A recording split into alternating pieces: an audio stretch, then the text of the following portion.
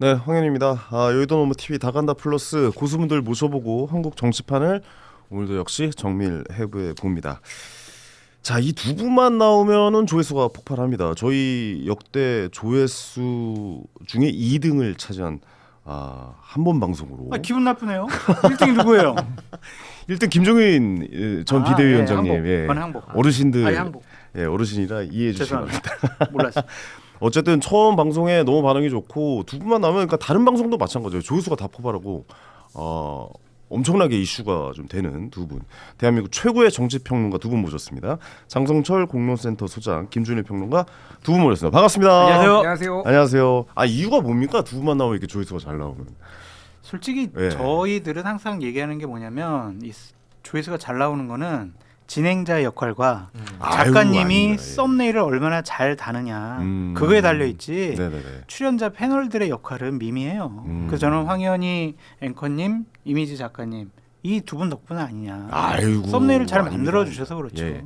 저는 개인적으로 정치 시사 덕후잖아요. 저는 진짜 성공한 덕후라고 봅니다. 이렇게 두 분과 이야기를 방송에서 나눌 수 있다는 것 자체가 얼마나 즐거운 일인지 모르겠습니다. 진짜. 저희는 네. 성공한 덕후보다는 성공한 100억대 자산가가 있습니다.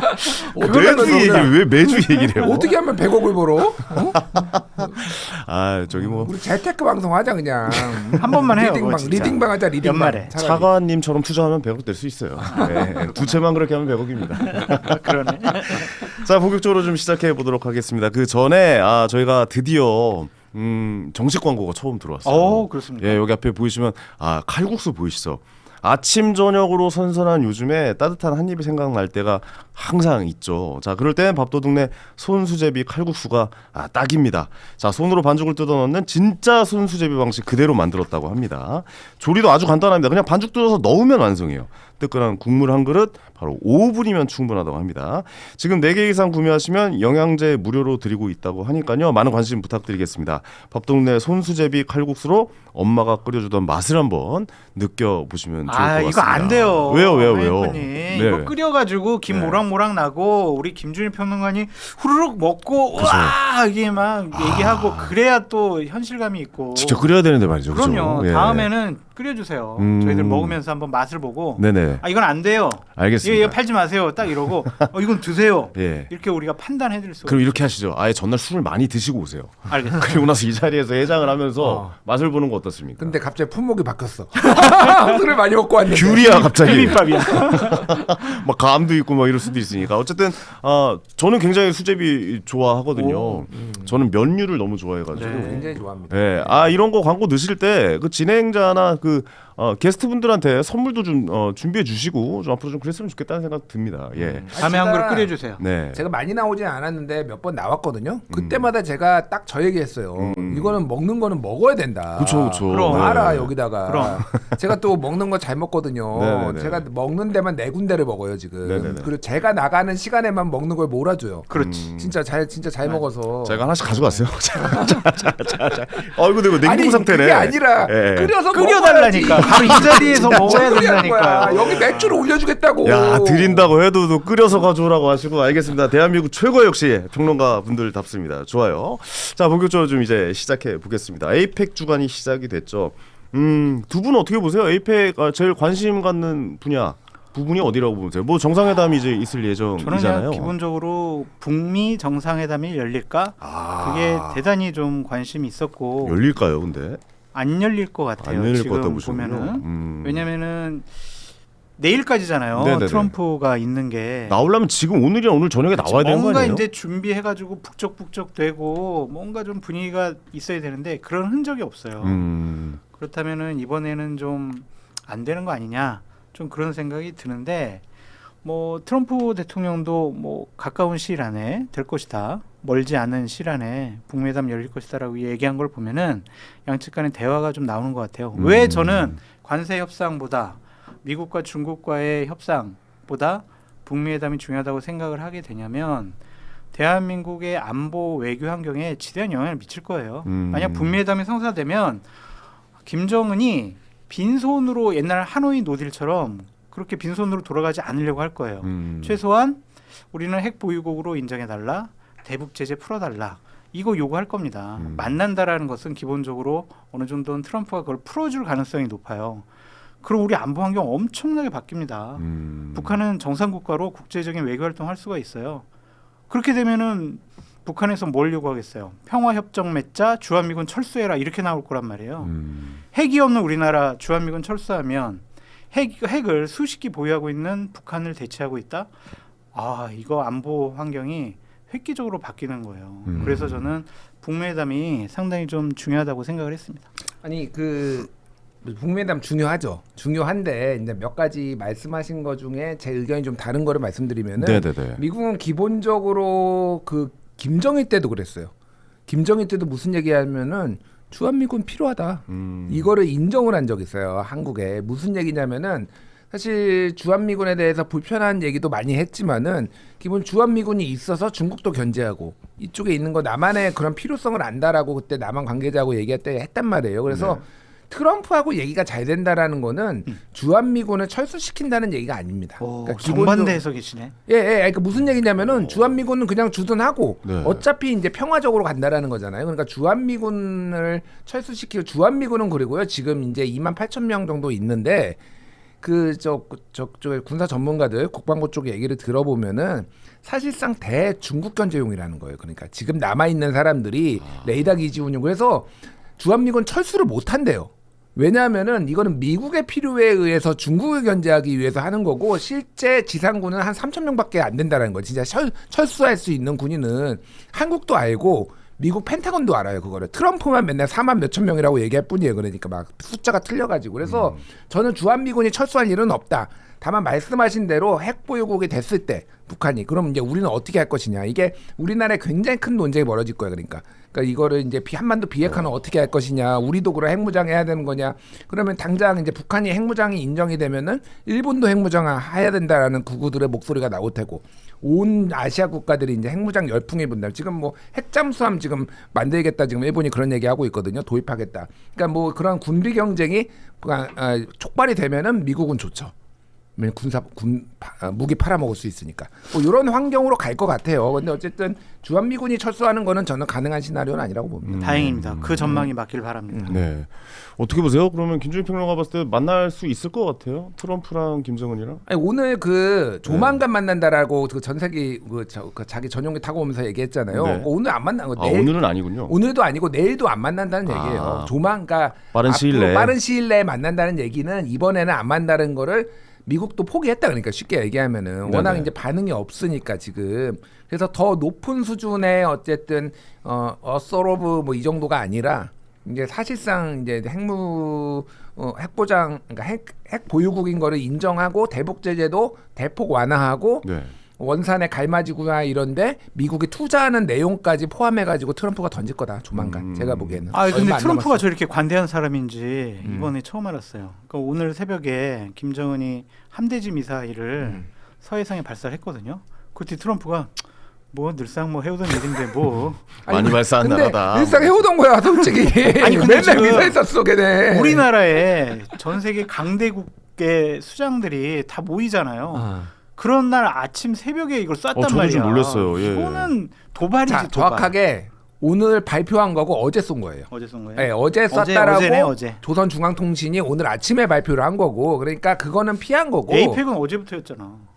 그렇긴 한데 수장들이 막 모이고 뭐 어쨌든 뭐 소장님 말씀이 맞기는 한데 트럼프가 오는 날 발표를 한 거지 트럼프를 향해서 쏜 건 아니다. 그러니까 북한도 나름 신경을 쓴 거예요. 그 근데 이거 약간 그거 아니에요? 우리 핵 있어. 약간 이런 느낌 아닐까요? 핵에 그거는 관련된 미사일인 것 핵을 쏜 같은데. 건 아니고 당연히 그러니까 미사일. 핵을 실어서 쓸 수 있는 미사일이 있어. 약간 이런 느낌일 수도 있을 것 같아서. 근데 ICBM을 쏜 건 아니고 네. 그러니까 함대지 그러니까 지금 바다에서 이제 저기로 쏜 그 미사일을 쏜 거예요. 그래서 그냥 연습용 이거 말씀하신 대로 늘상 하던 도발이라고 봅니다. 뭐 미국이 이거에 대해서 심각하게 보지는 않아요. 네네네. 그거는 맞는데 어쨌든 의미는 오늘은 너희랑 대화 안 할 거야라는 거를 명확하게 밝혔다. 트럼프가 더 센 거 좀 더 내가 쇼미더머니예요. 네, 내가 만족할 수 있는 보따리를 가져와라.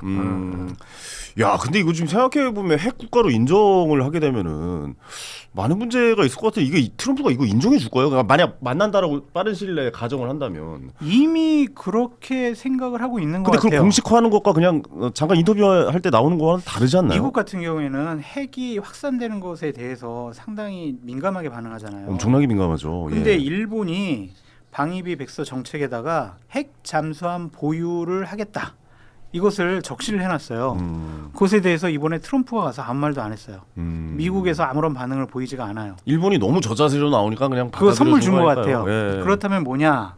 일본의 핵 잠수함 보유를 승인해 준 거잖아요. 네. 그러면 핵 잠수함도 뭐겠어요? 핵미사일일 수밖에 없잖아요.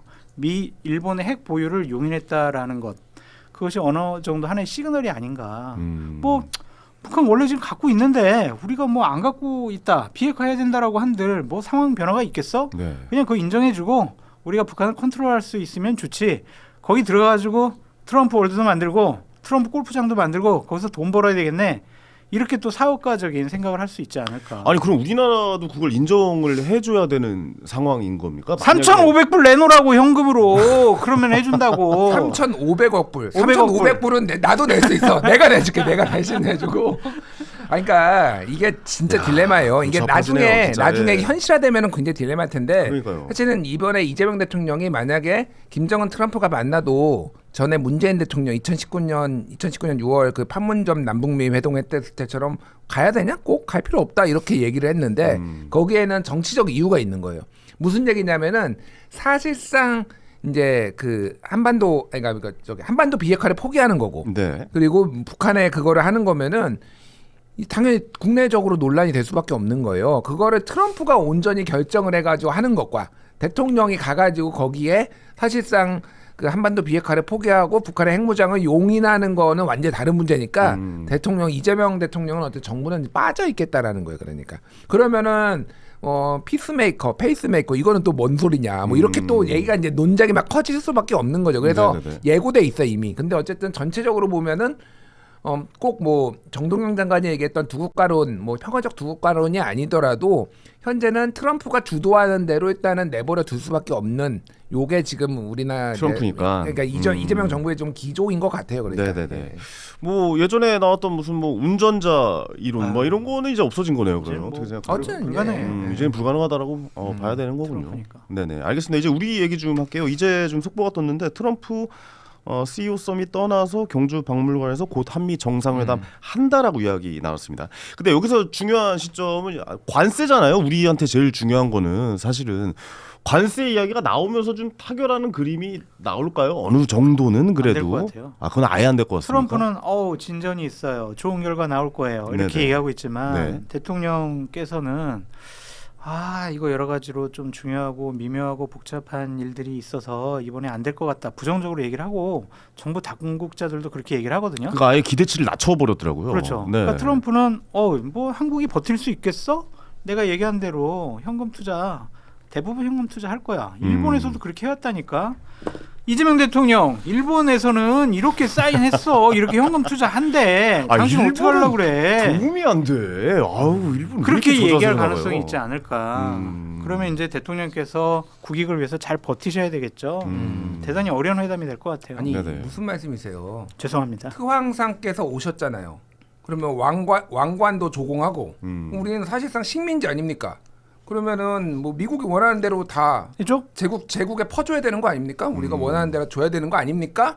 라고 말하는 사람들이 있죠. 예. 미국한테 그냥 다 퍼줘라. 다 퍼줘라. 여론조사 보면은 한 20% 국민의 20%는 우리가 손해 보더라도 미국한테 다 줘야 된다라고 하시는 분들이 있어요. 네. 제가 오늘 오랜만에 정장 입고 빨간색 넥타이를 맨 이유가 뭔지 아세요? 뭡니까? 아니 그 제국에서 황제께서 오시는데 아니 진짜요. 의전을 갖추고. 의전을 갖춘 걸 식민지 신민으로서 네. 이렇게 빨간 넥타이 좋아해요. 트럼프도 좋아하고 시진핑도 빨간 넥타이 맵니다 보통. 시진핑은 거기 원래 중국은 빨간색을 좋아하니까. 트럼프는 뭐 빨간 넥타이 맨날 매죠. 그 일본에 있을 때도 매랬어요. 네네네. 다카이치 사나이랑 만났을 때도. 그래서 최소한 신민의 자세예요. 중간 중간에 약간 파란색이 있는 것 같은데요. 근데? 아닙니다. 생맹이시구나. 아니 생명이라뇨. 무슨 말씀이세요? 생맹이세요. 그러니까 예. 신민의 자세를 제가 이제 보여주려고 한 건데 네. 이게 약간 돌려까기고 무슨 얘기냐면은 말씀하신 대로 국민적인 감정을 고려를 했을 때는 오늘 나오기가 힘들어요. 지금 오늘 또 트럼프가 한국과 무역 합의 곧 타결된다라고 아까 에이펙 그 회담에서 얘기를 기사 했거든요. 나왔죠. 기사가 예, 예. 나왔거든요. 그 얘기는 오늘 안 된다는 얘기예요. 그러니까. 어. 예. 곧 타결된다는 그냥 트럼프의 의견일 뿐이잖아요. 트럼프의 의견인 거죠. 그러니까 니네 빨리 그냥 말이나 듣고 사인하고 끝내. 약간 이런 의도로 봐야 되나요? 그러니까 이 협상은 기본적으로 중국이 미국하고 하는 협상하고 다르죠. 왜냐하면 중국은 징계 있잖아요. 그렇죠. 히토리오 우리 너 가만 안 둘 거야. 이거 이렇게 하는 거하고 지금 다르단 말이에요. 네네네. 그러니까 완전히 우리가 불리한 상황에서 하기 때문에 뭐 이게 여러 가지 비판도 있고 저는 뭐 그 정부가 감수를 해야 된다고 보지만은 일단은 중간 선거 때까지 버티는 것도 방법이다. 예. 지금 내일 현대차, 모레 기아차 실적 발표하거든요. 네네. 대략적으로 보면 30에서 40% 지금 빠졌다고 지금 얘기가 전망치가 나오고 있어요. 어쩔 수 없는 상황이 돼버린 것 같아요. 그러니까 이게 물론 그 기업들도 중요한데 그렇다고 거의 지금 환율까지 뛰어서 한 500조를 그러면은 주는 게 맞느냐, 한 5조 벌자고 500조를 주는 게 맞느냐, 지금 뭐 그런 상황이 돼버렸어요 지금. 네. 예. 어쨌든 타결은 당분간 될 가능성은 없다라고 두 분 다. 근데 하나 우리 생각하시는 것 자락을 같아요. 깔아놔야 돼요. 트럼프가 또 예측 불가능한 사람이잖아요. 네네. 알았어, 그냥 뭐 해줄게, 뭐 이럴 수도 있어요. 약간 미치광이 전략 쓰잖아요. 그렇지. 그러니까 세게 얘기하고 그래 그 정도는 해줄게 네. 라고 나올 가능성도 있죠. 다 그냥 뭐 이 위대한 이재명 대통령 원하는 대로 다 해드려요. 뭐 이럴 수도 있는 거죠. 네. 어쨌든 이재명 대통령께서는 기대치를 좀 많이 낮췄어요. 아직 뭐 이루어진 거 아무것도 없다라고 이야기를 했기 때문에 오늘 정상회담에서 어떤 이야기가 나올지 좀 지켜봐야 될 것 같습니다. 지금 바로 한미 정상회담이 시작됐다고 합니다. 박명록에 서명을 하고 있다라고 이야기가 나오고 있습니다. 근데 약간 좀 생뚱맞은 또 이야기들이 나오고 있습니다. 전한길 강사가 방한 중인 트럼프 대통령에게 윤석열 전 대통령 면회 요구했습니다. 본인이 뭐 한국의 찰리 커크라고 주장하는 전한길 강사, 이거 뭐 이런 요구를 하는 게 맞습니까? 이거 왜 이런 얘기를 했다고 보십니까? 미친놈이에요. 진짜 제가 유튜브 방송 중에 처음 하는 얘기인데 제정신이 아닌 사람이에요. 아, 제정신이 아니다. 네. 이 사람 얘기하고 말하는 거 봐보세요. 아직도 네네. 한국에 안 들어왔을걸요, 이 사람? 왜 안 들어오겠냐고. 미국에 있죠. 본인 스스로 위험을 알고 있는 거예요. 네네네. 그 주장하는 것들 다 봐보세요. 과거에 나랑 뭐 만나고 나의 지지를 받으면 대통령도 되고 당 대표도 되고 뭐 다 된다고 그러잖아요. 허황된 망상에 빠진 사람이에요. 그 망상에 빠진 사람 우리 뭐라고 그래요? 미친놈이라고 그러잖아요. 그 사람이 아닌가? 좀 그런 생각이 들어요. 아니 이분 일본에 있는 거 아니에요? 일본에 아, 있어요? 일본에 있나요? 아 모르겠어요. 저번에 일본에 가가지고 그 팻말 시위했잖아요. 일본에 근데- 있대. 아 너? 어? 일본에 있대. 아, 일본에 있다. 아 그러니까 그게 진짜 나는 그 팻말 시위 보면서 이게 무슨 말을 하려는 거지? 뭘 했냐면은 1905년 을사늑약, 1910년 10년 뭐 한일 합병, 뭐 병합, 그리고 이재명 뭐 독재를 막아주세요. 이거를 두 개를 이렇게 들었어요. 일본한테 가가지고 일본인가 보네요. 예. 그러니까 일본에 가서 을사늑약을 얘기하고 한일 병합을 얘기하면서 이재명 독재를 막아주세요. 이게 무슨, 그것도 한글로 써놓고 이게 무슨 망상이지? 그러니까 일본의 입장에서는 뭐 그렇게 생각하지 않는 분도 있지만은 을사늑약은 그러니까 그냥 아직도 일본의 우익들 주류들은 네. 정상적인 조약이었다 이렇게 주장하고 있잖아요. 근데 을사늑약이라는 표현을 쓰면서 일본한테 또 막아주세요. 이게 앞뒤가 하나도 안 맞아요. 무슨 말을 하는지조차 잘 모르겠고. 정청홍님께서는 호주로 지금 갔다라고도 아, 댓글 호주? 남겨주셨어요. 뭐, 일본 안 중요해요. 갔다. 어디 이게 뭐 홍길동도 아니고 그러니까 여기 나왔다 저기 나왔다고. 전 씨의 이게 그 행보는 네. 국내에서 내가 이렇게 입만 터는 게 아니라 이 이재명 정부를 종식시키고 윤석열을 구하기 위해 전 세계적으로 내가 전 세계 무대를 뭐 이렇게 무대로 활동하고 있다라는 거를 강조하기 위해 좀 차별화하는 것 같은데 네네네. 그러니까 지금 그 얘기한 거예요. 지금 윤석열 풀어주라. 트럼프가 직접 방문도 해가지고 결국은 윤석열 풀어주라라고 지금 얘기를 한 거예요. 네네네. 이게 그러니까 중국 공산당이 개입한 대한민국 부정선거 의혹도 바로 잡을 수 있도록 FBI 조사를 지시해주고 그 주권 침해입니다. 그러니까 미친 놈이에요, 제가 봐도. 제정신은 아니다. 예. 진짜 제정신 아니에요. 알겠습니다. 뭐 명확한 단어들이 나와서 요 얘기는 여기서 마무리 짓고 넘어가도록 하겠습니다. 더 이상 고발은 전환기 씨가 나가봤자. 이걸 보면은 고발은 장성철 쪽으로 좀 몰아야 돼요. 저는 그냥 따라했을 뿐이다. 네네네. 언제든지 알겠습니다. 고발 환영합니다. 자, 다음으로 넘어가겠습니다. 이재명 대통령 이야기를 좀 해보도록 할게요. 그러니까 한미 정상회담은 내용이 나오는 대로 뭐 속보로 좀 계속 전해드리고 어떤 말을 했는지에 대해서 잠시 후에 또 한번 좀 이야기 나눠보도록 하겠고요. 이재명 대통령 지지율이 지금 최저치까지 근접을 했습니다. 50% 초반대죠. 이거는 박성민 예전 대표가 나오셔가지고 50%가 무너지면 위기의 시작이다라고 이야기를 했거든요. 어떻게 보십니까? 위기의 시작입니까? 지금? 아닐 것 같아요. 아직은 아니다. 그 약간 좀 불친절한데 네. 되게 맛있는 집이 있어요. 그런데 약간 불친절하면서 맛없는 집이 있어요. 둘 중에 한 군데 식당만 가야 돼. 네. 우리는 무조건 밥을 먹으러. 맛있는 데 가야죠. 그래도. 불친절해도 그렇죠. 참고 그냥 먹는. 예, 욕쟁이 그렇죠. 할머니 맛있잖아요. 그럼 가잖아요. 참고. 네. 근데 이 맛없는 집은 좀 친절하더라도 한 번 가고 맛없네. 못 먹겠어 이거잖아요. 그쵸. 그 상황인 것 같아요. 민주당은 그런 쪽이고 국민의힘 장동혁 대표 쪽은 그냥 맛없는 집이에요.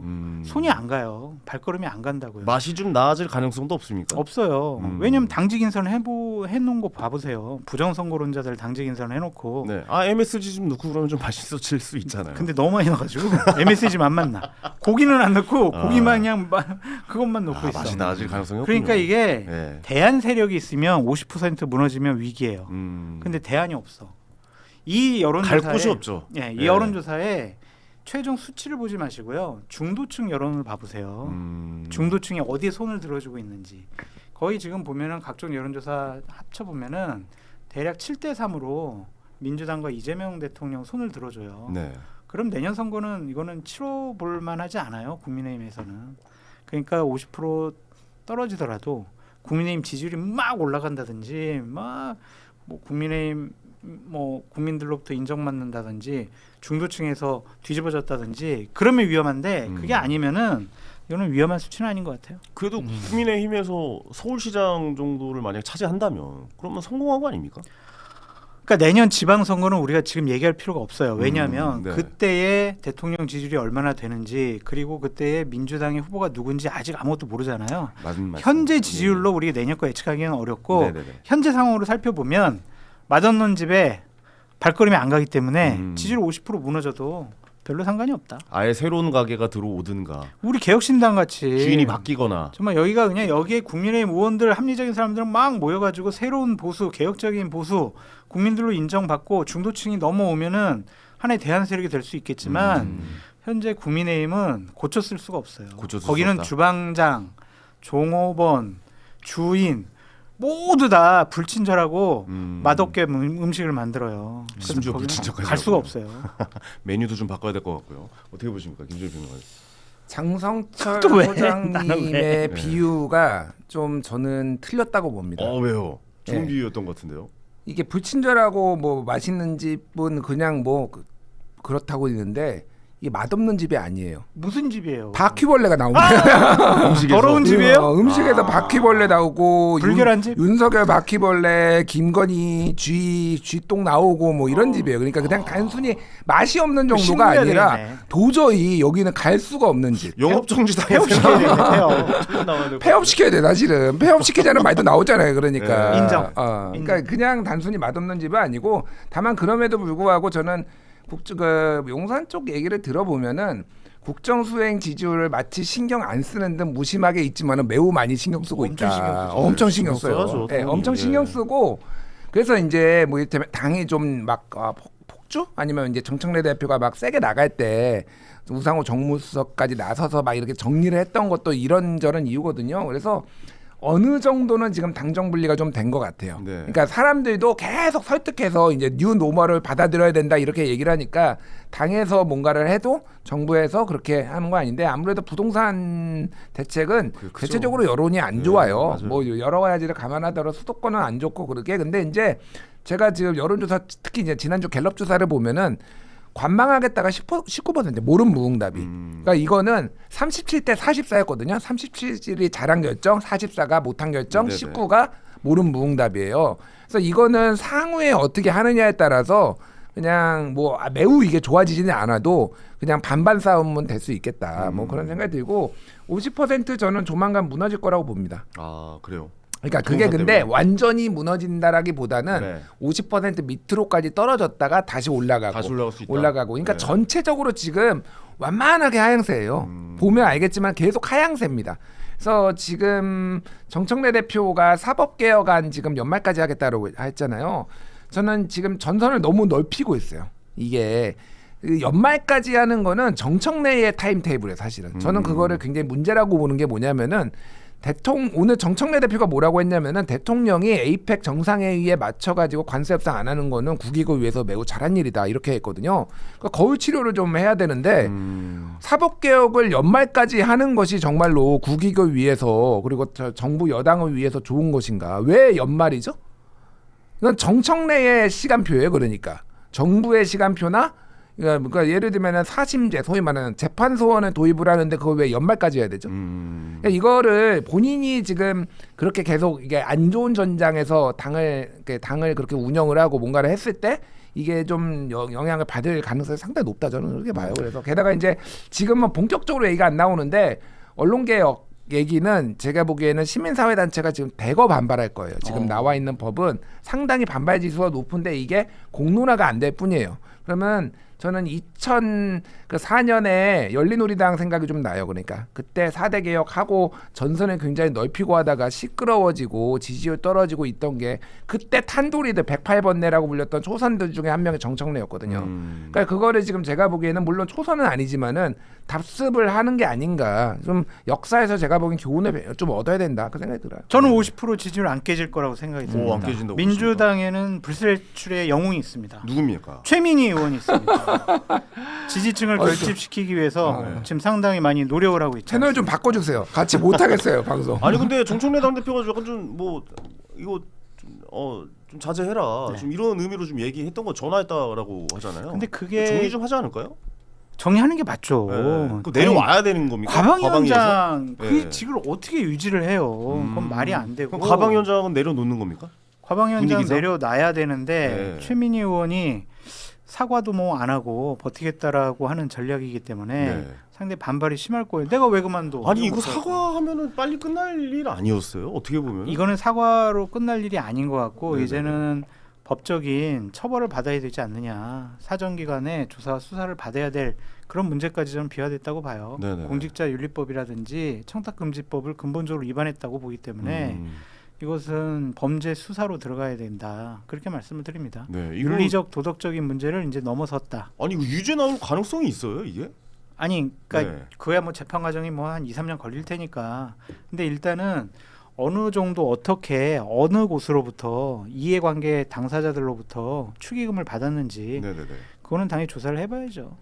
그래야 처벌할 수가 있죠. 아니 그렇죠. 이제 네. 어차피 말씀하신 대로 이제 고발이 들어갔기 때문에 수사기관에서도 지금 수사를 안 할 수가 없는 거고 이거 되게 곤란해진 게 무혐의 처분 내리기도 그렇고 기소해서 뭐 가기도 그렇고 약간 애매한 거예요. 그래서 애매하죠. 예. 그러니까 말씀하신 대로 이 부적절한 거는 우리가 다 인정하는데 이게 본인이 부적절함조차 인정을 안 하려고 하니까 이게 문제가 된 거거든요. 그렇죠. 그러니까 당의 중진이고 당을 어느 정도 정부 여당의 책임 있는 자리면은 사실은 정무적 판단을 해야 돼요. 이게 지금 몇 번째 본인이 계속 이 논란을 일으키는 거예요. 처음에 이 사건이 벌어진 것까지는 뭐 그것도 부적절했지만은 그러니까 그럴 수 있다고 봐요. 뭐 이게 다 막을 수도 없고 어쩌다 보면 그런 거 일어나니까 그 이후에 어떻게 대응하느냐가 되게 중요한데 양자역학 얘기하지 유튜브 보고 자기 그거 나 결혼식 알았다라고 하지. 근데 뭐 그거 사랑제 예약한 거는 본인 아이디로 했지. 뭐 계속 그러면서 이제는 뭐 노무현 정신 얘기 나오고 그 개딸 노무현 아니 얘기 뭐 나왔어요. 깨어 있는 시민 얘기 나오고 막 무슨 면역 T 세포까지 얘기 나오고 그러니까 이게 어지러질한 거예요. 사실 솔직히. 그러니까 뭐 그게 본인이 억울한 부분이 있을 수도 있는데 이거를 더 끌면은 이게 당의 그리고 정부의 문제가 된다라는 거를 본인 모를까요? 그러면 모르는 완전 것 같아요. 아니 이기적인 거야. 내가 보기에는 그래요? 최민희 의원은 너무 이기적이에요, 솔직히. 저는 최민희 의원이 눈이 멀었다고 생각해요. 무슨 안 눈? 보이는 건가요? 잘? 권력에 눈이 멀었어요. 아, 내가 하면 된다라고 생각하는 거예요. 권력을 갖고 있으니까 들리지도 않고 보이지도 않는 거예요. 네. 그냥 아니 근데 당 입장에서 좀 워워워 시키고 있잖아요. 근데 적당히 그게 해라, 정말 약간 이런. 적극적으로 해야 되는데 네. 박수현 대변인이 나와서 그냥 정청래 대표도 전화해서 뭐 우려를 표명하고 뭘 몇 가지 물어봤다 이 정도 수준이잖아요. 네네네. 정청래 대표가 뭐 지도력을 갖고 있고 장악력이 있다면은 저건 징계 조치해야죠. 근데 그렇게 못 하잖아요. 지금 대통령실에서 뭐만 했다면 민주당 왜 이러는 거예요? 근데 진짜 만약 오랜만에 유행 한번 할까요? 진짜 왜 이러는 걸까요? 진짜 왜 자꾸 이렇게 대통령 활동하는 거에 뭔가 좀 자부음이 나오게 해서 이슈를 정청래, 상승시키니까. 뭐 김현, 최민희, 장경태 뭐 이런 분들은 네. 정청래 편이다. 음. 이번에 그 당대표 선거할 때 정청래 대표를 선택을 하고 그를 도와줬던 몇몇 안 되는 유일한 극소수의 의원들이다. 네네. 그렇게 좀 알려져 있거든요. 네.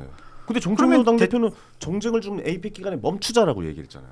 근데 그게 안 먹히는 게 그 15분 후에 김병주 최고위원이 닥치시오 국민의힘 하면서 막 국민의힘 말이야 너희들 부동산 대책에 대해서 니들 이렇게 공격하고 아니 대표가 방금 전에 얘기했는데 최고위원이 국민의힘 닥치 나쁜 애 이러니까 이게 안 먹히는 거예요. 지도력이 안 돼요. 안 살 수가 없군요. 당 대표로서 권위를 안 살려주는 거거든요. 아니 근데 그러니까 이거는 솔직히 정쟁이 아니에요. 그러니까 좀 속된 말로 본인들이 싼 똥을 본인들이 잘 못 치우는 거잖아요. 이게 정쟁이잖아요. 이게 지금 그냥 이 최민희 논란이 그러니까. 일상 아니에요? 이런 논란에 대해서 계속 큰 소리 내는 거는. 그러니까 제가 말하는 거는 네. 정무적으로 이거를 잘 다스리지를 못한 거는 민주당이라는 거죠. 그러니까 민주당 의원이 됐든 민주당의 지도부가 됐든 그래서 네네. 이거는 정쟁을 멈추시오라고 해서 뭐 국민의힘을 공격할 건덕지도 없다. 제가 보기에는 이 상황은 제가 그래서 최민희 의원이 좀 죄송한 얘기인데 제가 되게 조금 그동안 최민희 의원 좀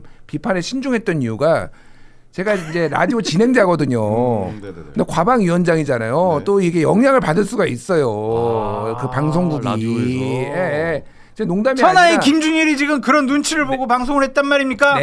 내가 그게 문제가 설마. 아니라 예. 그 이제 방송국에 방송국에서. 영향을 좀 받을 수가 있으니까 저는 심지어 한 2달 전인가 최민희 의원 모셔다가 인터뷰도 했어요. 그래서 사장님도 나오셨어요. 그래서 막 네네네. 이런 그러니까 과방위원장이라는 게 그런 자리예요. 그러니까. 그러니까 그렇게 최민희 의원이 간이 배 밖에 나온 거 아니에요? 사장님도 그렇게 근데 나와가지고 아니 그러니까 막. 솔직히 얘기하면은 아이고. 그래서 되게 좀 절제를 했는데 네. 안 깔 수가 없는 거야 이거는. 아니 이런 정무적 판단을 어떻게 하냐고 그러니까 계속 본인이 계속 페북에 글 올리고 계속 논란 일으키고 이게 말이 되냐고 이게 그러니까 이제는 본인이 수그려야지 그러면 이 정도면은. 아니 근데 이런 자리에 올라가면 세상에 잘 안 보입니다. 안 보여요. 안 보여요. 이게 느낌도 없어요. 아, 내가 이렇게 얘기하면 더 큰 왜냐하면은- 논란이 되겠다. 뭐 이런 감각도 없습니까? 왜냐하면 견제 세력이 없다고 생각을 하니까.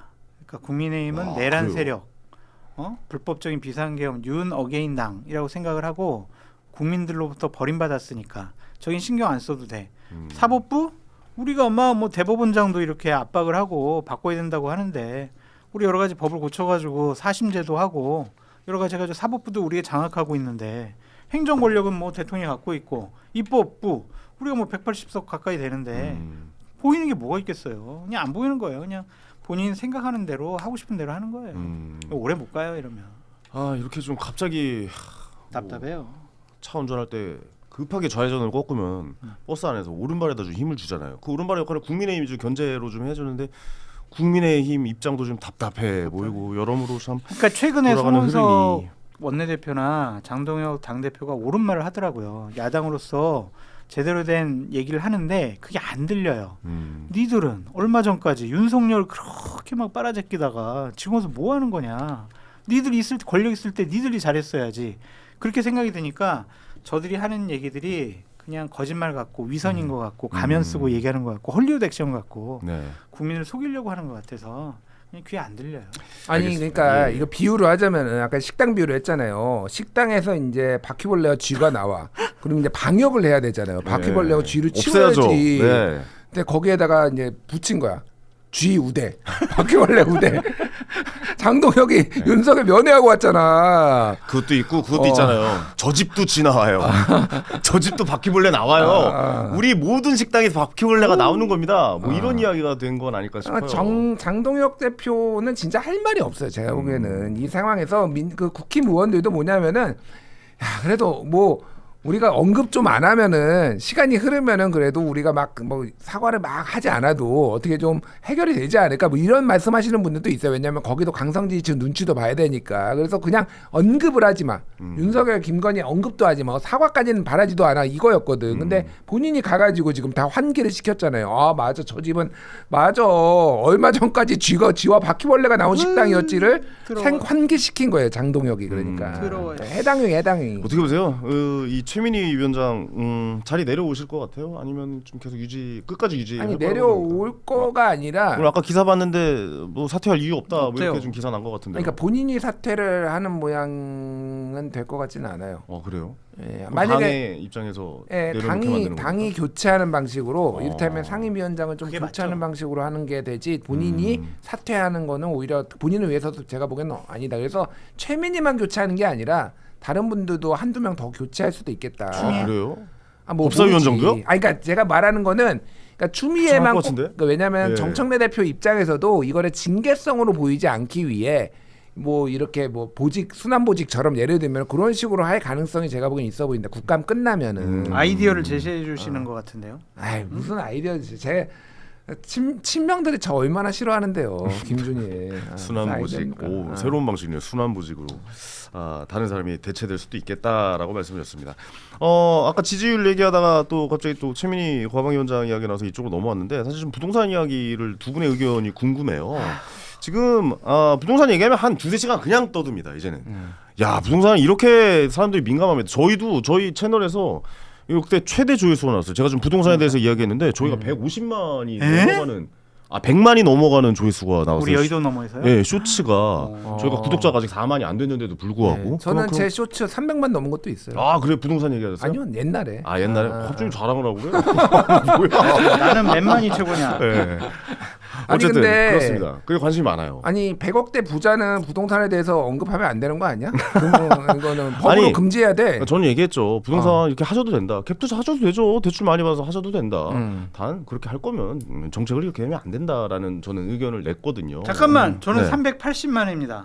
최고가. 축하드려요. 뭐 갑자기 자랑하는 자리가 됐어요. 먼저 자랑했잖아요. 아니야. 뭐 300만이고 380만 무슨 의미가 있어? 100억대 자산가인데. 자, 그 대화의 흐름을 너무 앞쪽에 두셨고 이 이야기를 한 이유는 그만큼 많은 분들께서 부동산에 관심이 아니 많으시다라는 근데 이 부분 거잖아요. 부동산 문제 대책이라든지 아니면은 부동산 방송을 많이 봤는데 상대적인 박탈감만 느껴요. 박탈감 느껴지죠. 지금 10월 당연히. 15일 예. 부동산 대책은요. 명칭을 새롭게 해야 돼요. 어떻게 할까요? 서울, 일부 경기도 부동산 대책이에요.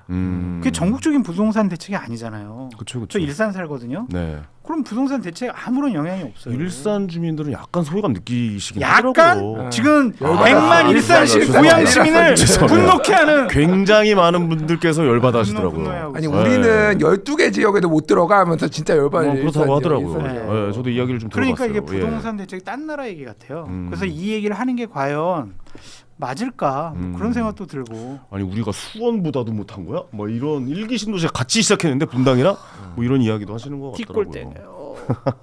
아니 근데 이 대책이 그럼 오늘 공급 대책을 냈어요. 그러니까 그린벨트를 해제해서 서울 지역에 서울 지역 그린벨트를 좀 해제해서 좀 공급하겠다 이런 이야기인데 이게 쉽게 사그라들 것 같지는 않거든요. 근데 그린벨트 지역이 네. 기본적으로 교통과 다른 인프라가 많은 대한민국 국민들이 강남의 일부 지역에 살고 싶어하는 그런 거를 갖추고 있을까 그런 생각이 좀 들어요. 그렇기 때문에 이거 여기에 푼다고 해가지고 과연 부동산 안정화에 도움이 될까? 결국에는 재건축 재개발 지금 한다고 해도 한 4, 5년 걸리잖아요. 네네. 이거를 풀어야 될 더 것 걸리죠. 같고 더 걸리죠? 재개발하면 10년 걸려요. 그렇죠. 예. 그런 것들을 과감하게 좀 풀어야 될 것 같고 유유부지들이 서울에 몇 군데 있잖아요. 네. 거기를 빨리 개발한다고 해야지 그냥 또 그린벨트 좀 풀고 서울 외곽 지역에 사기 신도시 만들고 이러면은요 저희 같은 일산 지역은 가격이 더 떨어지고요. 서울은요 속상하죠. 가격 더 올라요. 예. 이건 대책이 될 수가 없어요. 그러니까 뭐 이제 부동산 얘기하면은 이게 맥락들이 좀 다른 얘기들이 많아가지고 이거를 막 논의가 좀 저는 공전된다는 느낌이 이제 많이 받았는데 네. 답이 없어요. 솔직히 제가 보기에는 답이 없는 이유가 왜 그래서 그런? 잠깐 멈춰놓은 거 아닌가 싶어요. 아니, 그러니까 저는 그래서 얼음땡 얘기를 했어요. 다 얼려버린 거예요. 그냥 프리징 이제 이거를 아 얼음땡 표현 좋네요. 예, 얼음땡. 그래서 언제 땡 하느냐. 얼음, 그 땡 하는 순간 또 엄청 폭등할 거예요. 그러니까. 그렇죠. 그러니까 이거를 아예 전체 서울을 투기 과열지구 이거를 해제 안 하는 것도 제가 보기에는 가능할 수도 있겠다. 왜 그러냐면은 이게 서울을요 끝까지 해제를 안 한다고요? 영원히? 영원히는 아니더라도 네. 내년 12월 31일까지잖아요. 네네. 내년 12월 31일에 해제하면 어떻게 될까요? 폭등하겠죠. 폭등하겠지. 네. 그러니까 이게 지금 일단은 저는 집값이 안 오르면 이상한 거예요. 왜냐하면은 지금 미국도 그렇고 우리나라도 그렇고 일본도 이제 사나에 다카이치 사나에가 아베노믹스 한다라고 하잖아요. 네네네. 유동성 파티예요 지금. 그래서 금리 인하도 할 거고. 예, 네. 금리 인하도 하고 있고 그 기대 심리도 있고 그래서 지금 엄청나게 돈이 많이 풀려 있어요 지금. 코로나 때 막 그때 풀렸을 때보다는 좀 아니지만은 그러니까 지금 미국의 기본적으로 트럼프의 기조는 국채 금리가 너무 지금 압박인 거예요 지금. 지금 거기는 천문하게 한 해에 돌아오는 게 몇천억 달러예요. 그러니까 이게 국채를 막아야 되는 게 그래서 금리 1% 2%에 너무 민감하니까 약달러로 그냥 가버리겠다라는 거. 그래서 네네. 지금 다 돈 풀고 있고 막 이런 상황이에요. 어쨌든 이게 내년 지방선거까지.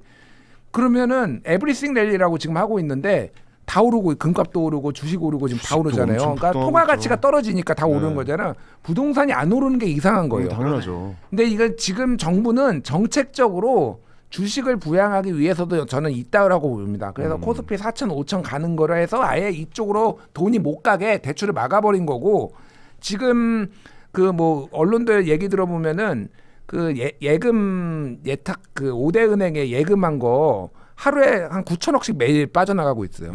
다 주식 전부 다 주식 가고 있어 지금. 마이너스 통장 받아가지고 주식. 근데 주택담보대출은 줄어들었고 뭐 이런 상황이 그래서 이거를 땡 하는 순간 집값이 지금 사람들 생각은 나 주식에서 돈 벌어가지고 이거 부동산 사야지 뭐 이런 상황이에요. 그러니까 안 오를 수가 없어요. 제가 그러니까 말하는 거는 뭐 답이 없는 상황. 솔직히 얘기하면 이거를 집값을 어떻게 잡습니까? 그러니까 멈출 수밖에 없는 상황이다. 예, 일단은 멈춰 놓고 음. 상황을 보고 주식시장 부양하면서 뭐 이렇게 앞으로 뭔가를 이제 대책을 마련하겠다라는 거고 뭐 공급 대책은 아시다시피 한참 걸려요. 그린벨트 해제 이거 검토하는 것도 제가 보기엔 다 쓸데없는 얘기고 그린벨트 심리에 대한 뭐 이제 약간 좀 워워워하는 심리를 좀 준 거죠. 그러니까 이렇게 공급을 할 거니까 좀 잠깐 좀 진정하세요. 약간 이런 의미로 10년 발표한 걸리는데? 것 같아요. 그러니까 일단 그러면 기대는 할 수가 있으니까 사람들이. 근데 그러니까 이게 어려운 게 지금 우리나라 전세 시장이 뭐 전세가 없어진다 뭐 이런 얘기하고 있는데 국민의힘도 사실은 좀 어떤 걸로 비판을 하는지 얘기를 해야 돼요. 가장 지금 갭투기에 가장 문제가 되고 있는 거 그게 전세 때문이에요, 솔직히. 담보대출하고 전세랑 담보대출로 50% 받고 그리고 저기 전세로 한 30% 40% 하고 지돈으로 10에서 20만 가지고 지금 하는 게 이게 갭투기잖아요. 갭 투자의 뜻 자체가 그냥 전세 끼고 하는 거예요. 아니 원래 그러니까 네. 제가 말하는 거는 뭐냐면은 전세제도 때문에 갭 투자가 지금 존재를 하고 있고 이것 때문에 심화를 하는데 또 전세를 좀 전체적으로 없애려고 하거나 이거로 하면은 서민들 다 죽인다고 또 얘기를 합니다. 그러니까 이 딜레마적인 상황을 솔직히 까는 입장에서는 매우 좋지만은 그냥 편하게 비판할 수 있는 거지만은 이거는 되게 모순적인 상황이다. 아니 근데 이게 인플레이션 이야기가 나왔었는데 저는 그 굉장히 좋은 말씀해 주신 거예요. 그러니까 이게 지금 모든 자산이 다 상승하는 구간이란 말이죠. 인플레이션 자체가 지금 통화량이 많아지면서 발생하는 현상. 인플레이션이 나오면 가장 먼저 서민들이 해야 되는 했지 가장 편하게 접근할 수 있는 게 부동산입니다. 근데 부동산을 이미 다 가지고 계신 분들이 아이고 뭐 나왔잖아요. 뭐 한번 그만두시기도 하고 뭐 지금 국감에서도 많이 얘기가 나오고 팔았는데 무슨 뭐 더 높게 가격 써가지고 뭐 이거 부동산이 올린 겁니다. 뭐 이러고 계시는 분도 계시고 인플레이션을 해지할 수 있는 가장 좋은 방법이 부동산인데 그 부동산의 접근 방식을 끊어놓으니 사람들이 화를 내는 건 당연한 거거든요. 그렇죠. 근데 이 부분에 대해서 한번 좀 생각을 해봐야 돼요. 사실. 아니 어떻게 보면. 근데 그러니까 저는 정말 다 끊어놓은 거냐. 근데 이러다가 갑자기 주식 하락 끼우면 어떻게 할 겁니까? 그러니까 제가 말하는 어떻게 거는 나라에서 어떻게 뭐 무슨 얘기를 할 정부에서 계속 설명을 하지만은 15억 이하 집은 6억까지 대출 받을 수 있어요. 그러면 얼마를 더 받아야지 15억 대출인데 한 13억 받으면은 이거는 주거 사다리를 이어놓은 거고 네. 6억으로 해놓으면은 이거는 대출을 다 끊은 거 뭐 이거를 주거 사다리 끊어놓은 건가요? 얼마를 우리 황현희 진행자께서 얼마를 받으면은 주거 사다리 이어놓은 거라고 저는 생각하는데 나라의 정책은 사다리를 늘리는 정책이 나와야 된다라고 생각하는 사람이에요. 그거를 대출을 풀로 땡겨가지고 모두가 무한의 욕망으로 서울에서 하는 방식으로 하는 거는 공공을 위해 선을 위해서 좋지 않아요. 그 결과가 그거는 개인의 선택입니다. 그거를 왜 개인의 선택으로 봐? 그게 폭등했을 대출을 내가 받고 싶은 사람이 그러니까 개인의 선택이죠. 최대 다수의 최대 행복을 우리가 고려를 해야 된다라는 거예요. 그러니까 그렇게 하면은 다른 걸로도 세제나 이런 걸로 보완해야 되는데 세제 올리겠다 그러면 또 난리치잖아요. 그러니까 미국처럼 그러면은 1%씩 캘리포니아 1.2%예요. 10억짜리 집 사면은 1년에 1,200만 원씩 그러면 세금 내요. 보유세는 취득가를 기준으로 취득가를 기준에 맞아요. 우리나라 약간 다릅니다. 취득가를 기준에 오른 거 반영 안 됩니다. 취득가로 바꾸던가요, 차라리. 아니 그러니까 보유세를 제가 하려면. 말하는 거는 그거는 그거대로 다 반대하고 그러니까 이거를 시장한테 다 맡겨야 된다라는 그 논리 자체가 이거를 어떻게 바라보니 부의 그냥 재산 축적으로만 바라보는데 그거는 공공선을 위해서 옳지 않다라는 거예요. 네네. 그게 뭐 옳든 그르든 민주당의 좀 더 그런 방식이고 저도 큰 틀에서는 그게 맞다고 봅니다. 그러니까 15억짜리 집을 사는데 그러면은 15억을 대출해 주면은 이게 주거 사다리가 이어지느냐 그런 접근 방식으로 하면은 모두가 투기가 되는 거예요. 아니 그러니까. 그거는 이제 이게 나라의 경기가 금리가 갑자기 올라갈 수 있는 상황이 발생해서 개인이 위험해질 수 있어서 그렇게까지 대출을 해주는 건 말이 안 몇 된다. 억이면 돼요. 지금 6억을 저는 해주는데. 개인 자산이 절반 정도는 대출이 나올 수 있는 상황이 저는 맞다라고 생각해요. 본인의 그러면은 자산 8억이면은 되고 6억이면 그렇죠. 안 한 된다. 7, 8억 정도면은 대출이 가능할 수 있다라고 생각을 해야 되거든요. 그 그러니까 1, 2억 사고 때문에 싶은, 주거 사다리가 끊어졌다고 보시는 그러니까 거예요. 사고 그러면? 싶은 사람에게는 어느 정도 그냥 대출의 기회를 줘야 된다고 생각해요. 그거 어차피 개인의 선택이잖아요. 아니 그러니까 그 6억이라는 기준은 여러 가지 이제 LTV 뭐 40%에서 여러 가지가 나왔겠지만은 물론 이거를 이제 오늘 길게 할 그거는 아니라고 생각을 네네네, 합니다. 알겠습니다. 하지만은 저는 기본적으로 이 대한민국의 부동산은 이건 공공재의 그 개인 사유 재산이지만은 이게 모두가 올랐을 때는 모두가 다 뛰어들었을 때는 모두가 이게 공유지가 황폐화되는 결과를 우리가 여러 번 봤기 때문에 규제가 적당하게 필요하다라고 봐요. 그게 6억이 적당한지 8억이 적당한지는 제가 정책 결정자가 아니지만 모르겠습니다만 그거를 다 규제를 다 푸는 거는 대한민국을 완전히 황폐하게 만드는 거예요. 그거는. 중요한 건 저는 그거 같아요. 인간의 기본적인 욕구가 있습니다. 좋은 데 살고 싶고 좋은 환경에서 아이 교육하고 싶고 나 역시도 좋은 데 살고 그리고 좋은 데 살아봤더니 좋더라고요.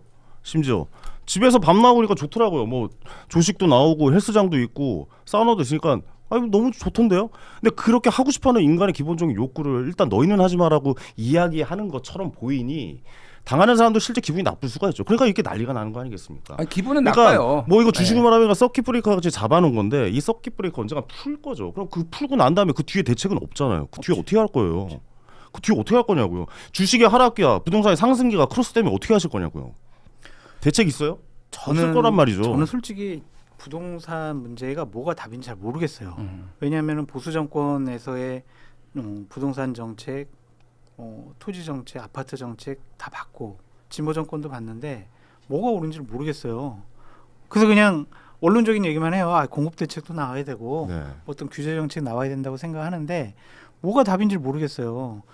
근데 김준일 평론가님 얘기하신 거는 약간 사회 공산주의적인 얘기가 좀 가미된 것 같아. 아니 그건 공산주의가 아니죠. 사회주의? 그럼? 아니 그러니까 그러니까 그거를 공공재로 묶어놓는다. 그것은 뭐야? 사유재산을 이런 식으로 색깔로 하는구나. 사유재산을 인정하지 않겠다라는 거잖아. 주택에 사유재산을 대해서는 인정하지 않는 거예요. 그러니까 어떤 공공의 영역이 있다고 그랬잖아요. 적절한 규제가 그러니까 모든 거를 규제를 안 하고 모두가 자기가 땡길 수 있는 만큼 다 땡기고 했을 때의 공유지의 비극이 벌어지는 게 이게 전체 사회를 위해서 마이너스가 되면은 맞죠. 국가가 존재하는 이유는 그런 거예요. 그러니까 그런 것들을 통제하라고 있는 게 꼭 부동산만 그런 게 아니라 모든 것들은 다 그런 식으로 교육시장도 마찬가지고 적절한 통제. 근데 너무 과하게 하면 안 되고 그러니까 그런 것들을 여론을 살펴가면서 실험도 해보면서 이렇게 가는 게 그런 거라는 거. 그러니까 이 시장 만능주의에 대해서 저는 반대를 하는 겁니다. 그게 결코 이게 결과가 좋지 않았다라는 거를 우리가 역사적으로 경험을 했기 때문에 옛날에 전두환 정권 시절에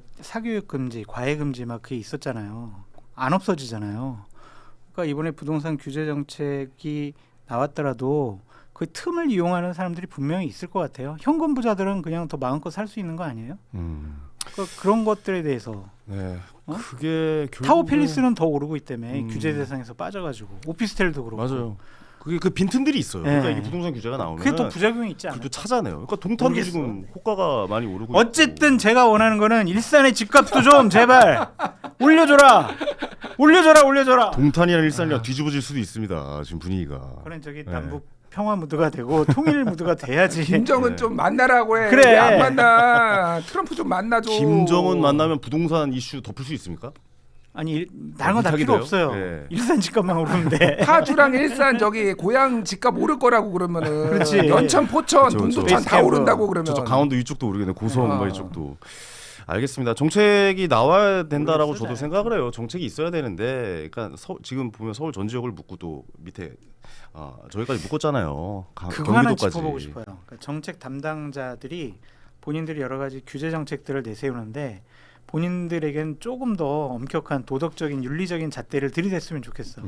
돈이 많다고 그냥 뭐 다주택하고 갭 투자하고 뭐가 문제인데? 나는 장관 되기 전에 금융감독 원장 되기 전에 내가 집 샀던 거 그렇게 올랐는데 어쩌라고? 이게 아니라 적어도 정책 담당자들은 그러한 공적 의식을 좀 가졌으면 좋지 않을까? 네네. 아니 그런 저는 생각이 뭐 그런 분들 개인적으로 쉴드 칠 생각 하나도 없고 네네네. 근데 이제 이게 이제 감정선의 문제가 굉장히 크고 그러니까 이제 한번 재미를 보니까 막 갖다 쓰는 거예요. 근데 저는 솔직히 네. 김용범 정책실장 네. 2000년에 네. 4억 원에 네. 극동 아파트 뭐 입주권 샀다는 거고 그 25년 전에 그때 들어온 것도 그것도 까야 돼? 그건 그러니까 뭐라고 하긴 어렵죠. 아니, 그러니까 막 그거 다 갖다 쓰는 거야. 그러면 무슨 뭐 이렇게 하면서 그러니까 내가 이상경인가 이상경 1차관은 진짜 염치도 없고 그렇지. 내가 이거 방송에서 짱 박혀 있어라. 너는 작년 7월에 사가지고 1년 만에 7억을 벌었는데 갭 투자해가지고 나오면은 그거 까있고 그걸 모른다고? 그러니까 이거는 바보지 바보거나 그냥 그런 사람들은 충분히 욕먹어서 사퇴해도 마땅하고 보는데 막 2000년 뭐 2005년에 산 거 가지고 이거를 가지고 뭐 주거 사다리를 끊었네 뭐 이렇게 하는 거는 제가 보기엔 과도하다. 알겠습니다. 예, 예. 근데 그분들 그렇게 투자하셔도 돼요.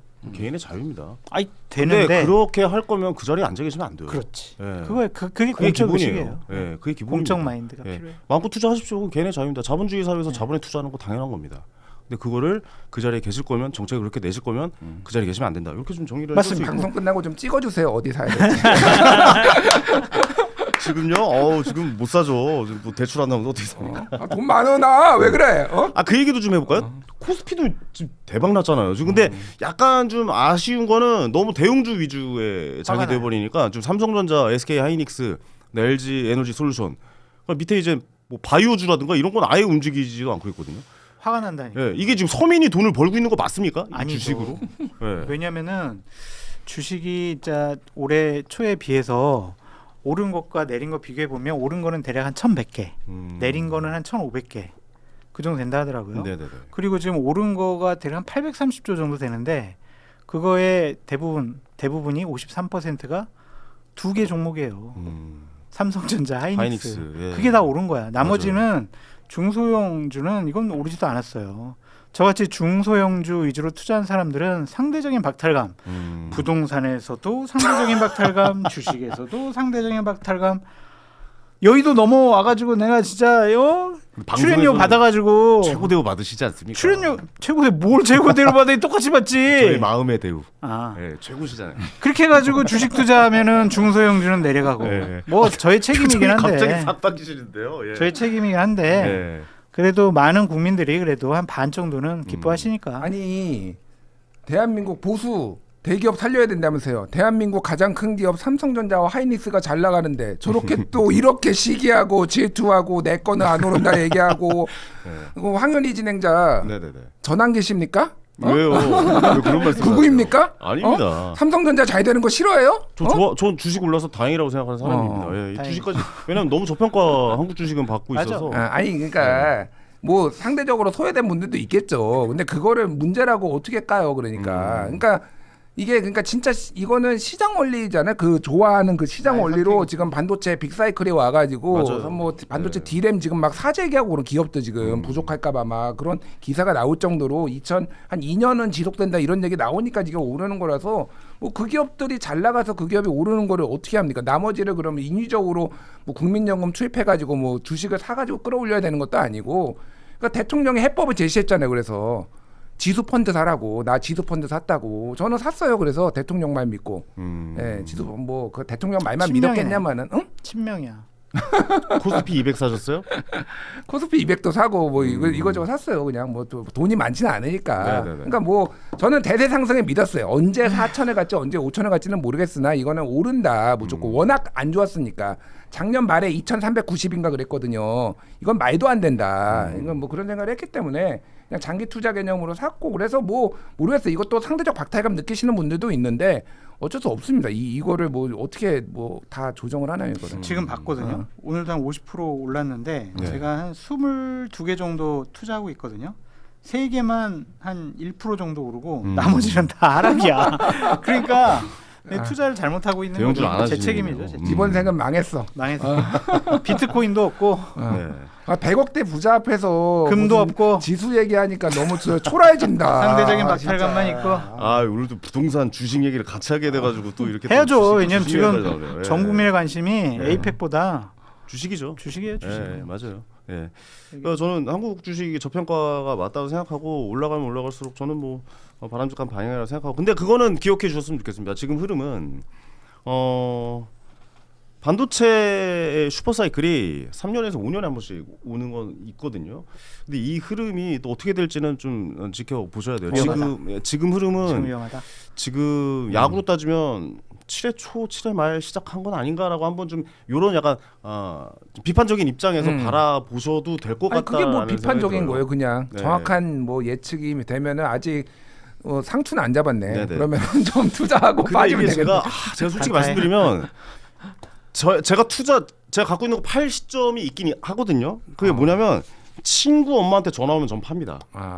왜냐면 경제 1도 관심 없었던 친구 어머니가 갑자기 전화 와서 현이야 이거 사라고 하면 고점이다라고 생각하는 시점들이 있거든요. 그때 전화 주세요.